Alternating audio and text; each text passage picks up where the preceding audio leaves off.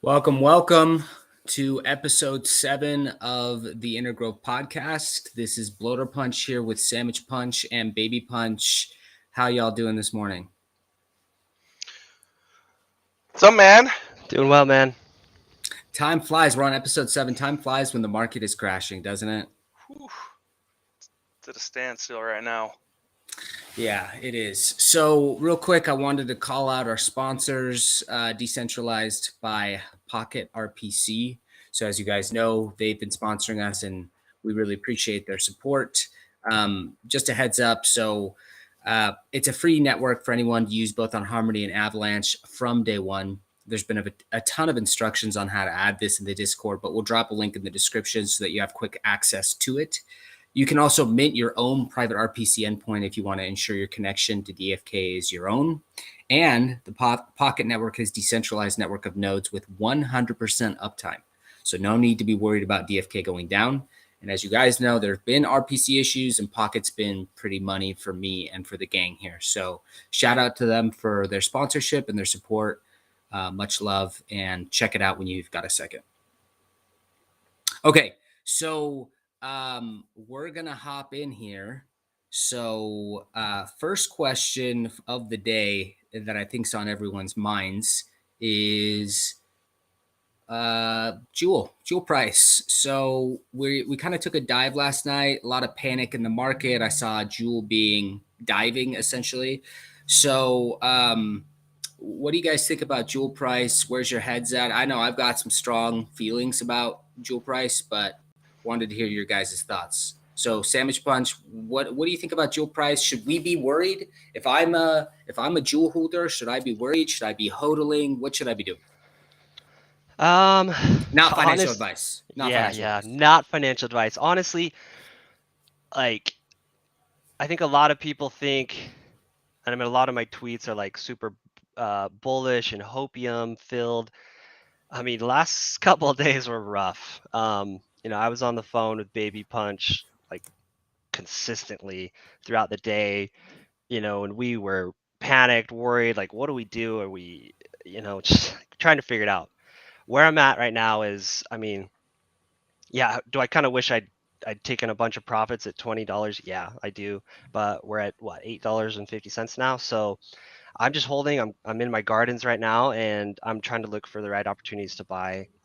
I've been dollar cost averaging in as it's been going down, and I think I would be really concerned if this was like just Jewel, but I mean, you saw AVAX got crapped on. Like, I mean, the whole market got crapped on. So when you see the whole market dumping, but then you see the devs' responses, I think that's, for me, it's like comforting, and I'm just ready to keep holding and watch this project grow.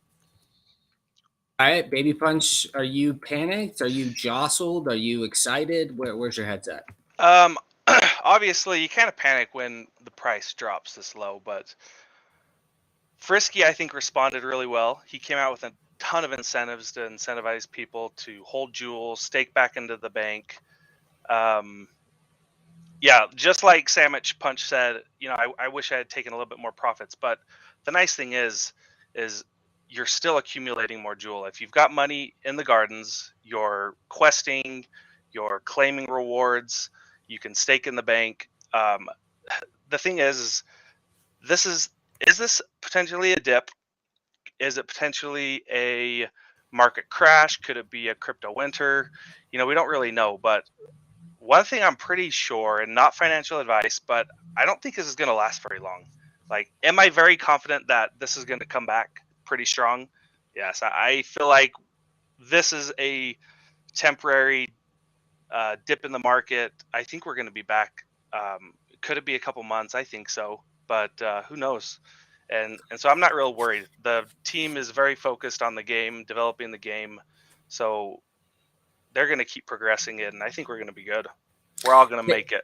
So a couple thoughts. So number one, I was preaching the gospel of taking profits. So I think let's take a step back and just acknowledge sound investments, regardless of where we're at, you need to ladder profits. So if Jewel recovers, I think you guys should take profits. That's a sound concept that is agnostic of any project. So if Jewel hits $20, my recommendation to the group is we should probably take some profits and then obviously continue to believe in DFK, invest in DFK with our positions. Second of all, 4chan, some people, here's the thing though, when crypto's going really well, everyone's like, you can't lose. And then crypto dumps 60%. Everyone's like, it's a Ponzi scheme. So I think you just got to be resilient. You got to be willing to take some punches. And if you believe in crypto, then you shouldn't be that afraid. And if you don't believe in crypto, then why are you holding it? And maybe it is a Ponzi scheme. So I think you just got to be straight with yourself. Like, do you believe in crypto? And then double click on that. Okay, so I believe in crypto. Do I believe in this project? And one thing Samichpunch and Babypunch have said often, which I believe, is ultimately you invest in people, not projects. And the DFK team is this amazing team of great people who have delivered a great product. So overall, I'm cautiously optimistic, but that's not to say could Jewel be at $5 tomorrow? I don't know, maybe. So definitely some scariness in the market, but overall cautiously optimistic. Yeah, I want to add one quick thing. So I was like, I think Frisky like just nailed it on the head with one of the comments he made last night. And I'm actually just gonna pull it up so I don't misquote it. Just like, yes, this is the way I want a developer to be responding. So all right, just give me one sec. Right here. So he says, market up, build, market down, build, market sideways, build. So like, I mean, that's what we want them to be focused on, is just building the right product, because then everything else flows after that. Like they're not here to like pump and dump a coin or just even pump a coin. Like they're here to build a game that's going to be cross chain, and the price movement is going to come with that. So like you see a lot of people in a lot of discords with new projects when like the price goes up and then the price tanks. You see a lot of people in the community be like, what are you going to do about this? And they're pointing fingers at the devs. Like, what are you going to do? Like, how are you going to fix this? Like, and I mean, the reality is it's like, if we're talking about a game, like, yeah, maybe if you're talking about like some meme coin, but like, if you're talking about a game, like we just want them developing the game the right way. And that, I think they nailed it on the head. And then you know what else? They did do stuff like they announced huge incentives this morning for people to hold, level up their heroes. So, I mean, I think it's awesome. Sucks. The market feels real bad, but this is, I mean, it's as good as it gets in such a bad market. So I guess last question on this, and then I have a burning question for both of you. But last question, have you, again, not financial advice, but have either of you bought the dip yet in a material way? Are you still waiting, or are either of you like, it's time to buy? Oh yeah, break it down. What did we do last night? So, I mean, there's different. Yes, I was up at like 3:30 last night after playing some Dota, and I bought. I bought different things, right? I bought some AVAX, I bought some Phantom, I bought some Matic. I am tapering off on, like I'm in like my Jewel buy zone right now, like this price. So I'm not selling like daily quest rewards or garden. Like I'm planning to just stash those now, especially with the announcement. So I will probably continue to buy some of these other tokens that will be pairings. I will, if we see Jewel go down even more, I'm gonna go in deeper. Some people have seen me post on Twitter and Discord. Like I went in pretty, like what was a big buy for me at 2150, and that hurt. So I mean, I'll definitely be looking for opportunities to DCA in more. And you did the same, Babypunch? Yeah, we bought some. Like I said, we bought Phantom, we bought Matic, we bought some AVAX, and just as he said, you take profits on Jewel as it goes up, and then this is the buy zone, so we're not selling.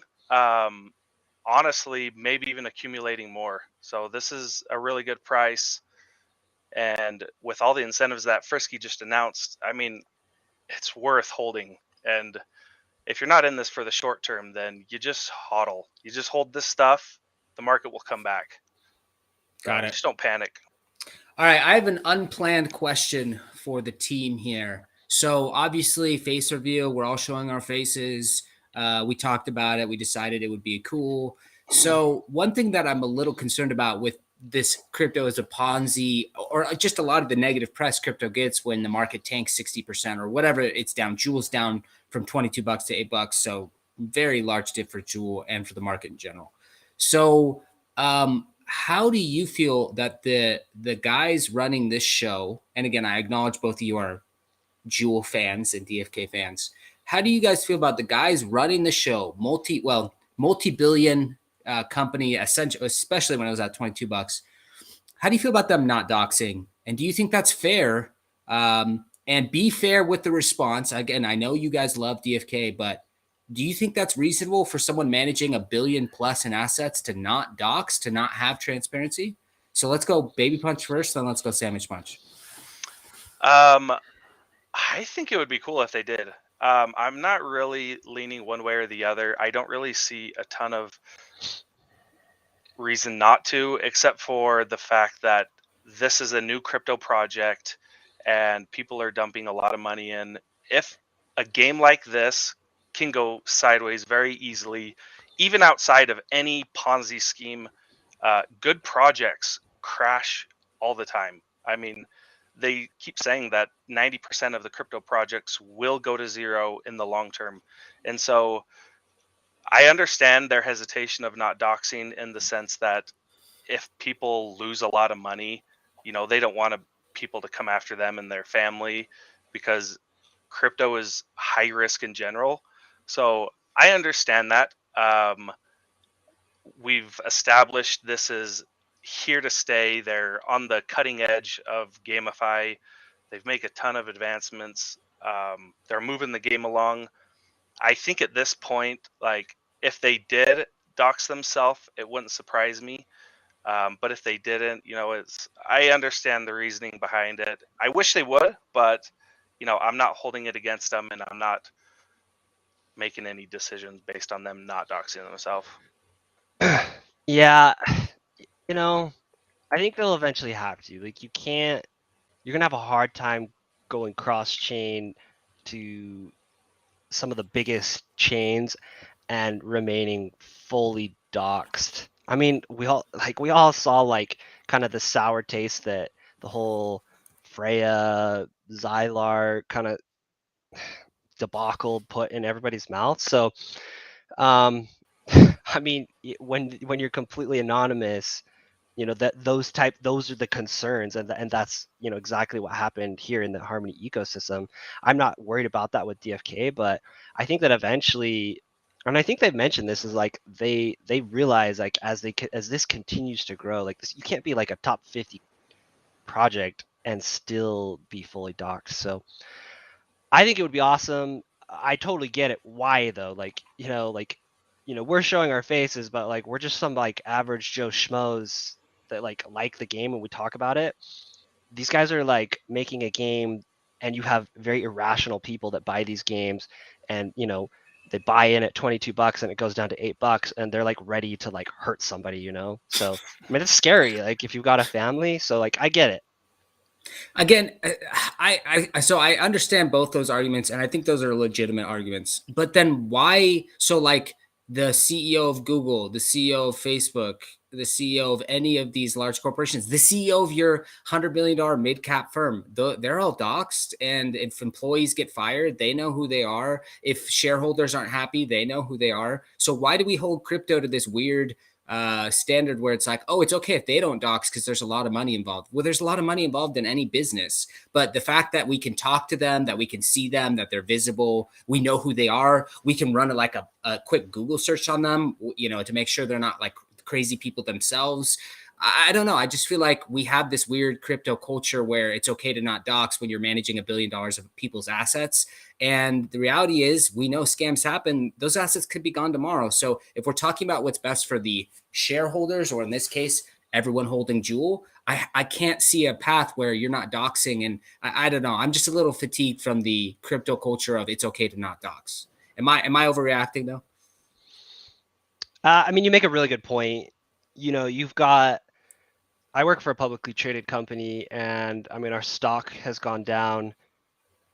Like, you know, the markets have just been getting crushed. Like, you've got like the rationale I gave before of like investors losing their money and being disgruntled, like would also apply in the equity market. So, I mean, you make a really good point, and I think as we see more and more like scams and rug pulls, that this is like it's going to be more normal to like have to dox yourself for like to become like a one of the large projects. But I mean, again, I think we're still in like the Wild West, very, very much Yeah, so.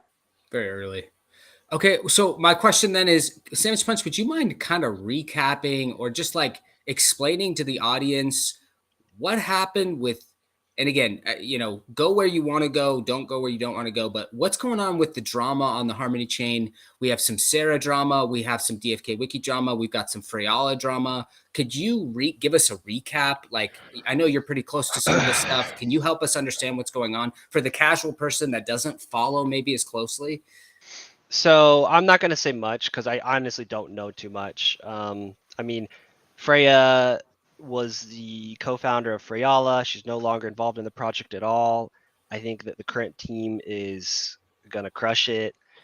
Telechakra, I think Flu's on board now. So I think, I honestly, I can't like go into details of what Freya did exactly because I don't know all the details, but there's the tweet, that the Freyala team put out about it. But essentially, Freya was essentially like acting under a bunch of different pseudonyms and in different projects, and it sounds like maybe there was some like poaching of devs and maybe even some misappropriation of funds. Again, I don't know if that's 100% accurate. Go look at the tweets. Go look at Freyala's Discord and their tweets, and also Sarah put a big post about his side of the story. So it's just a big dramatic debacle, and I don't want to waste too much time here talking on it, but and I wish I could give you like more like summary, like a better summary, but I honestly don't have like great like background information on it. Well, so I guess as a Harmony chain investor, we're kind of in this ecosystem. Does this give pause? Is this scary for you, Baby Punch? Are you worried about this kind of activity? Do you feel like this is just part of the game? Like, how did you? I was a little off put. I use DFK Wiki a ton. All of a sudden, it's gone. Right, it literally disappears in a day, and I don't know any of the inside scoop at all. I'm a user. I'm using it. I'm excited about it. Then I'm all in on Stellarverse. I'm like, oh, this is gonna be awesome. It's gone. Then I see a tweet, the Freyala co-founder gone. So there's this, there's just some instability that gives me pause. What are your thoughts, Baby Punch? Yeah, I mean, there's so much unregulation in the crypto market, and something is going to have to kind of change in order for this to hit mass adoption, because it makes people really reluctant to get into the space when a teenager can create 3 profiles and scam people for millions of dollars and run off with a project. And so I mean, we have people who are involved in multiple projects, and it's hard to see when there's a face in the community that you trust and they do something like that. And that's why when you find a good project and the people behind it, the devs are active, I mean, you kind of just lean into that. You stick with what you stick with what is safe. You invest very little, what you're willing to lose into the high risk projects, and you kind of just play sound investment strategy. Take profits as it goes up. You never know if a project is going to get rug pulled until you feel pretty confident about it. Like DFK, I have zero concern about that. I'm in a couple really early projects that very easily could be a rug pull, and you just take profits. You play sound investment strategy, sell when it goes up, hodl when it goes down, and you just got to know the game you're in right now. Until we get more regulation, then it is going to be literally the Wild West. Okay, we are gonna go to a giveaway. So, Samichpunch, do you have a trivia question you would like to ask the audience from a DFK perspective? We are giving away an egg today. So, if you are interested Yeah. in the egg, the guidelines are what we did last week. You will submit your response with your Discord ID in the response. So, if I were you right now, I would type my Discord ID with the hashtag and then the number that follows, so that when we ask the question, all you have to do is answer the question. Your Discord ID is already there. So again, give away an egg, turning it over to Samichpunch for the trivia question. Yeah. Give me 30 seconds here. Ooh, what color egg, by the way? What do we? We're gonna do a blue egg. Ooh, blue egg, delish.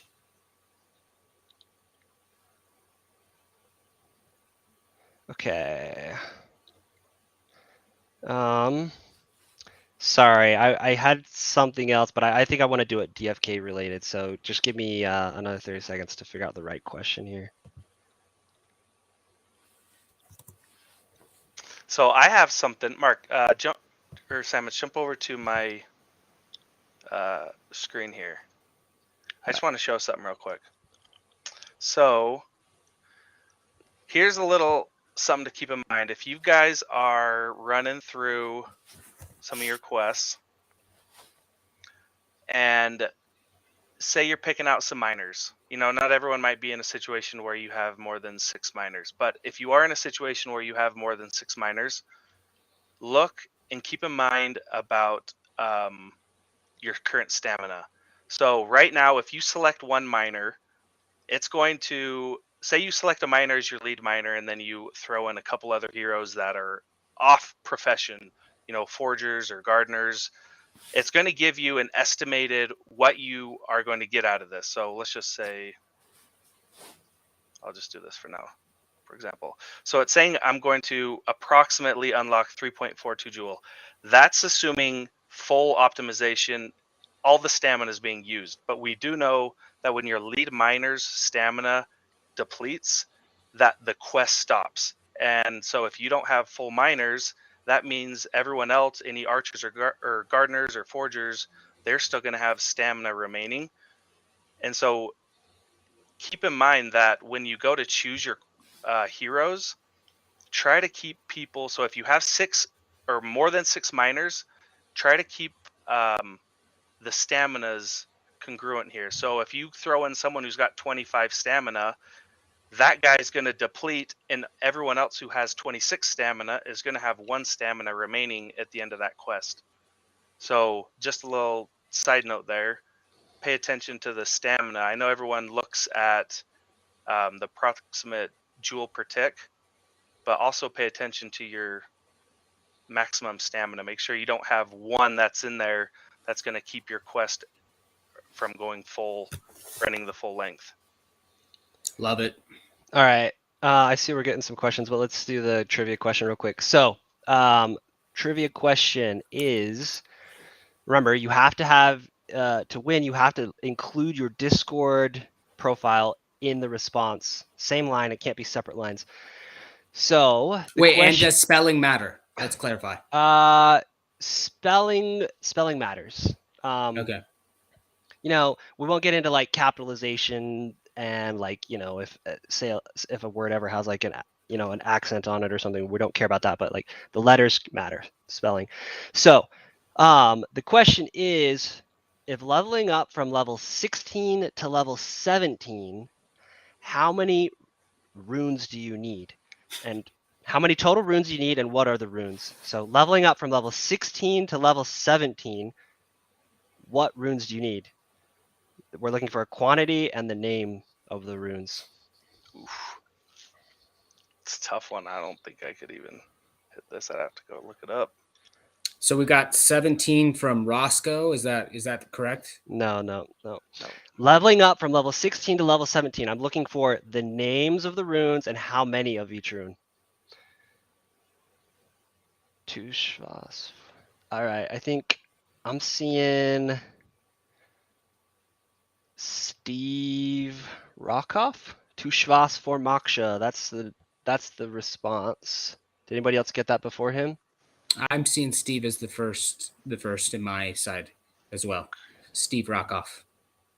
All right. Babypunch, do you want to message him in Discord Yep. before we lose that? Before you scammers out there report this you report his message and it gets deleted from the record. Gosh. Okay.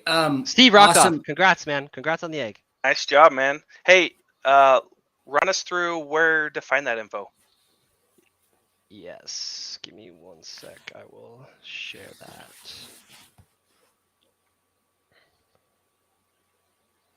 Let's go window. GG, Steve. Well done, good sir. So this is what you do. You go to, docs.defikingdoms.com. Are you sharing your screen, Samish? Oh, there we go. Yeah, that information is readily available here under gameplay and under heroes and leveling. I believe it was leveling. Yeah. So right here, if you're not reading the docs, guys, you got to read the docs. Like this is not like I feel like you're like going into like Dark Souls type of game here. Like nobody's explaining. Like if you don't read the docs, I don't know how you would like understand how to play this game. So especially as like other aspects come out. So here's the leveling, and this tells you like, so if you're leveling up from level 1 to 2, you need 1 Schwasserun. Level 6 to 7, you need 4. And so Steve went down here and found from 16 to 17, you need 2 Schwasseruns, 4 Moksha. So congrats on finding that, man. All right, so we're going to go with one question that I think is super interesting, and I'd like Samichpunch to break down what we know and how we know it as far as hero abilities. And again, keep in mind, some people might not even know about, I don't even know, maybe I'm misnomering them, but the basic, advanced, elite, transcendent, I don't know if those are called traits. What do we know about them? What could you tell us about them? And is it influencing your hero purchases? That question's from FTM, so thank you, FTM. Yeah, you know what? Let me actually pull up because I think some people listening might be like, "What is he even talking about? Like, what? Like that doesn't appear anywhere on the card. Like, what are they talking about?" Right. So that detail you have to pull right now from other sources. So here is a link, and let me drop this in the chat. This link is from Raf and Neindorf. They have a podcast as well, so I would definitely check their podcast out. Let me. You know what? I can't drop this in the chat, so let me send it to you. We'll drop it in the description for sure. Yeah. So essentially, like, let's just pull up a random here. 5, 6. Actually, let's go like a later generation. So hidden in like the blockchain data for every card is you've got like their abilities, and the abilities we don't really know much about yet. So like here's this hero 3684. All of these details we do know a lot about, their strength, their stats, their professions, their genetics. I think what most people have known about up to now is this stuff. And the abilities have started to come out a lot recently in the last week or two, especially with the last AMA. So like, he's a warrior, monk subclass, guarding profession, and vitality. But now we have this detail about these abilities. There are 8 basic abilities, 4 advanced abilities, 2 elite abilities, and 1 transcendent ability. So, I mean, if you've been paying attention to like how summoning works, you might be noticing a trend here. 8 basic classes, 4 advanced classes, 2 elite classes, 1 exalted class. And from what I've been able to tell, discussing with others, and Mr. Zipper's talked about this, he's kind of like the genetics guru, it's going to be the exact same. The code works the exact same. 8 basic abilities, 2 of them when combined together have a 25% chance to make a advanced ability. 2 advanced abilities paired together have, when paired, the right pairs put together, has a 25% chance to advance to an elite. An elite has a chance to go into transcendent. So what does that mean? We have no idea. We really don't know. It will probably be a pretty big boon to whoever has it, because if you just compare like Exalted, like a Dread Knight, to any of the basic classes, their stat growths are just like incredibly larger. I think, what was it, like a level 100 common Dread Knight would end up with like the same stats as a level 100 mythic basic. So pretty But big buff. so this seems to me, though, based on the nomenclature here, active and passive, this seems ability driven. Does it have anything to do with rarity? Does it have anything to do with, basic to exalted classes? No, Do it's we know any separate. of that? Yeah, I think so. It's a completely separate hereditary trait, just like all these other, these first ones have nothing to do with your. These are not impacted at all by your rarity. Neither are these ones. So, and then same with like your class. But Hubert did say in the last AMA that these, like, if you have the right ability, like certain abilities will be better tailored to certain classes. Like, I mean, I'm guessing there's going to be certain abilities that are mana intensive and they require a lot of MP. So if you have that skill on like a paladin who has low MP, like maybe not ideal, have it on a Dark Knight or somebody, or, who has high intelligence stat growth, like then you start to see synergies, just like you see synergies between certain professions and classes. You'll see synergies between certain abilities and classes, but we have no idea what these mean. Basic 1 through 8, like that means nothing to us yet, so stay tuned. So you could, I guess, to your point, and to answer the question from FTM, you might be able to use some of these third-party tools, find heroes for sale that aren't factoring in this knowledge, and speculate on actives and passives. Whether that pays off, we don't know, right? But you could speculate on that now. Is that right? Yeah. So you could go and like, hey, I want to find. You're renting out, you've got your Gen 0 or any hero, and you see like, oh, my guy has basic ability 1 and 2. I'm going to try to find a summoning partner that has basic ability, 3 and 4. Or no, sorry, like I want to line up 1 and basic ability 1 with 2 and basic ability 2, 3 with 4. So Got it. you could definitely start looking for that and like try to hit that advance, and maybe you get that advance, but we just don't know really what that means yet. So like I definitely would not be like making decisions based on that over class, where we do know the the impact. But if that's like some additional layer you can add on top of like looking at the recessives and trying to hit the right profession and class, and if you can at the same time also add in like hey, I have a bonus chance of also getting an advanced ability when I ping this guy, I think anybody willing to put in the research and do the time, that could end up paying off big. All right. Well, that was all I had. Any last words from Samich or Babypunch? I know there's a bunch of good comments, questions in the comments here. Let's see if we can find some. So one asked how much how much crystal I'd be getting based on my heroes. Do we want to run through that? I mean, I feel like there's been quite a bit published. Yeah, go check my Medium article on this, man. Like you'll be able to read that more concisely and more accurately than us like potentially bongling it here on the chat. So to bongle. Someone did ask, with the announcement this morning, are you guys changing strategy at all with the current dip in the market? Are you summoning? Are you holding? Are you selling? That'd be good to go over. Yeah.